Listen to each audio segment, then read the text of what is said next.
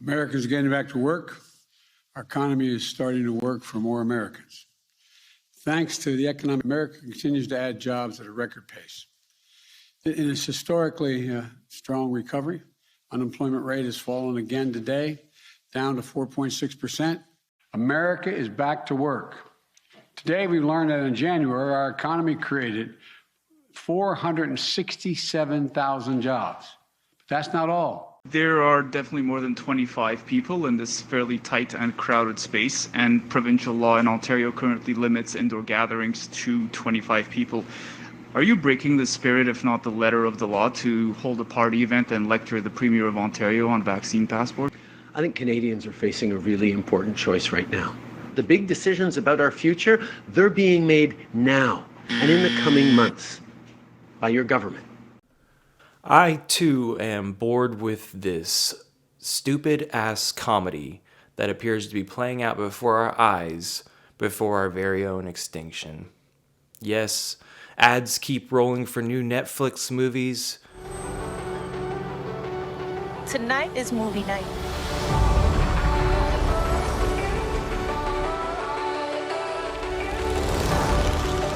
Biden touts how much jobs growth occurred in November and this month.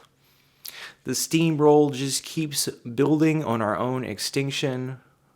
I watched the Post-Doom series with Michael Dowd, an excellent interview with Dahr, Jamail. I'll just put the end clip here, some parts I think that are important.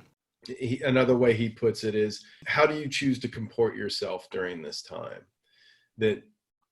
And that has to be a moral, ethical, personal decision that's not contingent upon anything that happens out there, irrespective of how fast the collapse continues to happen, or if this country gets locked down into fascism in a year from now, or irrespective of anything external. But how do we choose to be during this time? And, an analogy that I've used, I certainly didn't come up with it, but it's like being on the Titanic. We know that we've hit the iceberg. We know that we're in the middle of this giant ocean, largely by ourselves. We know how cold that water is. It looks bleak. Probably we're not going to make it. There's like this minuscule, tiny little chance that we could. And, there's some people that are like, well, all right, screw it. I'm going to go to the bar and just get hammered. And then there's some that are just going to go into barbarism and like raping and pillaging. And then there's those that are going to be helping the women and children and elderly and disabled onto the life rafts. And like, how else can I help? And how can I bring comfort to people? And we look out at the world today and we see all of that. Yes, right? Exactly. And so it's which of those people do we want to be? Really to make it really, really simple. And it really does come down to that. And that was another gift of, I think, I'm not going to talk about the climate collapse because I think most of your viewers probably understand, like, we're off the cliff. There's no stopping. There's no changing. That, we're probably going to go way beyond even the worst case IPCC projections. I'm assuming that this audience is aware of that.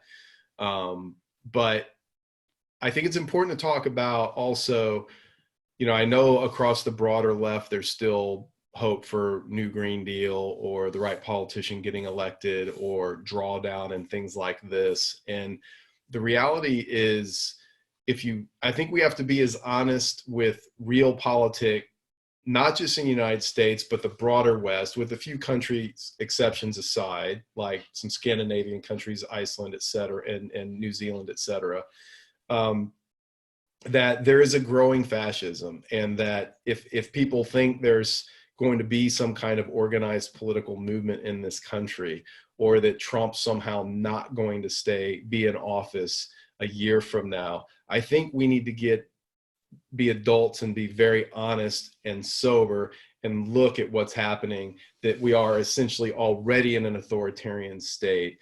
And without getting into gory details, but the idea of like that there would actually be an organized movement big enough and powerful enough to challenge real power that wouldn't be put down violently like we see overseas. We've long since passed that in this country. And so I think with that in mind, coupled with how far along we are in the runaway, abrupt climate catastrophe, that it, again, okay, what we need to inform our decisions with all of that information.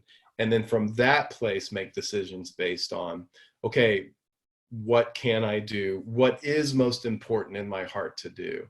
And so I guess I'll close this the way I have been closing a lot of my book talks, which is, you know, I share an indigenous story of basically listening to the earth.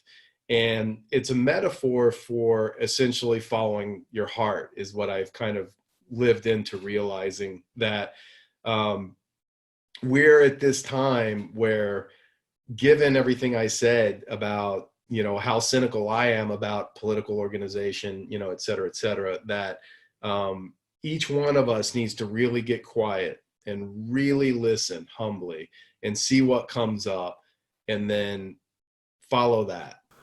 It just keeps spinning. You have hundreds of thousands of fanboys going, what? Playing game. And they donate thousands of dollars to this fucking guy. What's the... Oh, God. This is a disaster. What's lock on? Oh, God.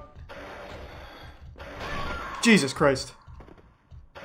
It's X to lock on? Okay. I was hitting right thumbstick in thinking that would be it, but it wasn't. That's fine. That's fine.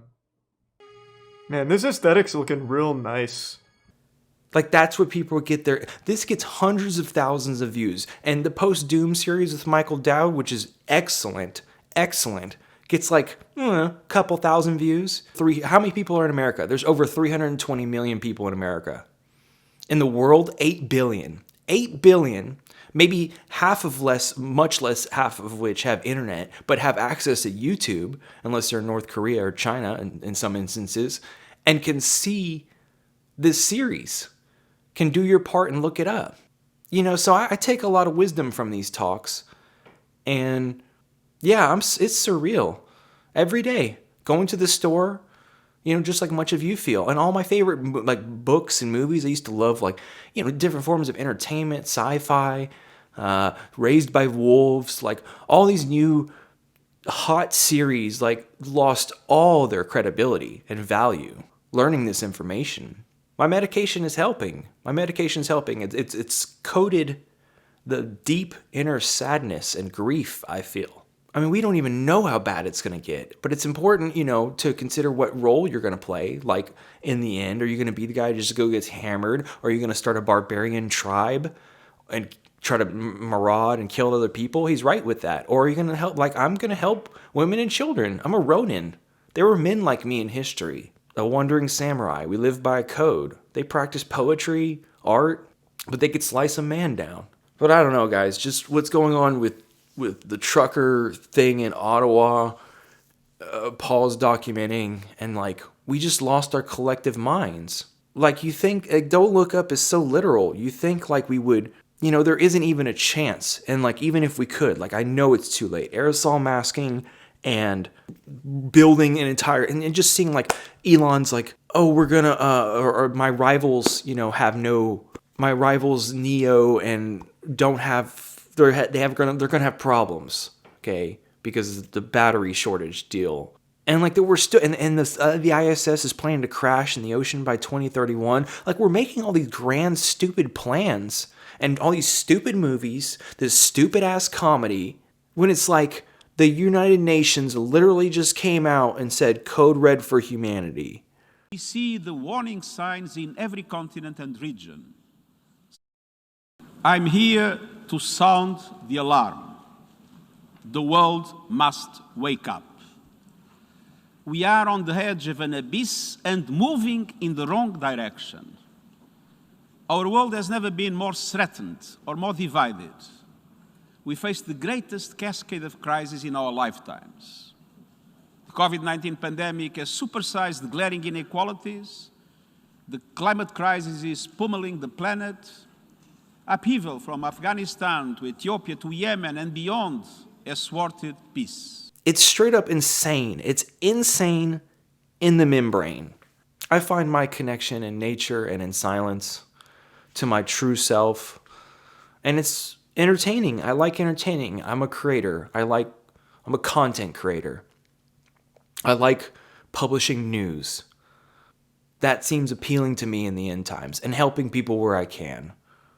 But the rest of this, living day to day in this insanity, I don't know, maybe I've been locked in a little crazy, but like if you really just take a moment to look at the world and the amount of inequality and how blind we are, particularly in America, it's a stupid ass joke.